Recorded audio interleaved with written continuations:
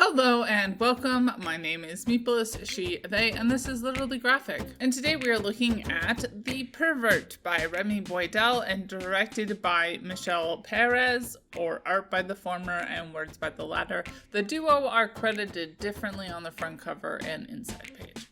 This graphic novel was published by Image Comics in 2018. Content notes this book is rated M, which I assume is related to the sexual content. This is definitely one of those flip-throughs where I can't show a lot of the book.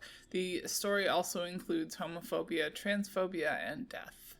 Apparently, the idea for the story got its initial start as a comic for Vice, who didn't pick it up.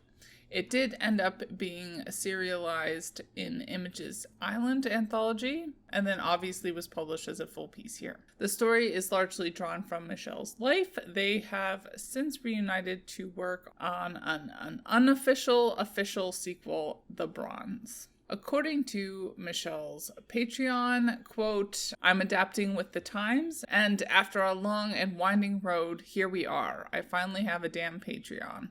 I'm an essay writer. I dabble in erotic writing and various short stories. Most of my stuff thus far is article work and long-form comic books," end quote. Flipping over to Remy's Patreon, quote, "I draw comics and self-publish a lot of them online on my Slime Guilt Soul Tumblr. You can find a directory of longer, completed comics I've released for free on my site, slimeguiltsoul.com."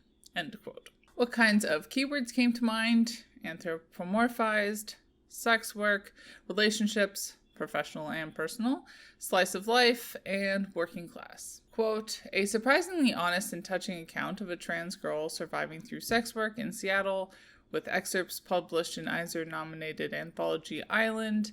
The full-color volume drawn and painted by Remy Boydell is an unflinching debut graphic novel," end quote. Having just finished reviewing one book that annoyed me by its overfixation on negativity, it was interesting to also be reading this book at the same time. Not that I can quote people on this, but my general impression was that many found this book to be fairly depressing and the main character to be unlikable.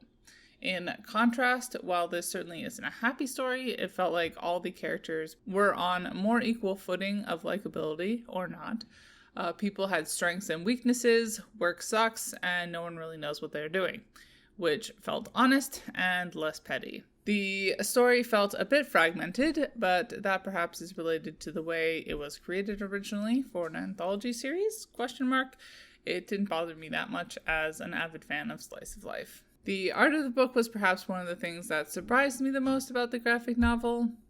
It reminded me of some webcomics I saw around the aughts. It was a nice change and pulled off well, especially when it came to the colors. Centering a trans woman character, obviously there are a number of themes explored around gender and what that means, especially as a working class person who engages in sex work. While this wasn't something I was terribly worried about, it was more immersive and less didactic. I also thought that Boydell and Perez did an excellent job of pointing to this not being the story. Like, it's very easy for people to read one trans and or sex work story and feel like this speaks for the entire community, but I did feel like this book pushed back against that idea pretty successfully. Commentary on race felt like it was being avoided. Class was another strong theme in the story. The nature of, quote, unskilled labor is something that is explored through the narrative, and it felt like an honest look that does justice to just how skilled and hard these underappreciated jobs, including sex work, are. I'm at a bit of a disadvantage, having finished this a bit before now and trying to remember the book as I write the review. I'm pretty sure we don't explore ability versus disability at all. To conclude, I ended up rating this book 3 out of 5 stars. Bye y'all, keep reading and resist white supremacy.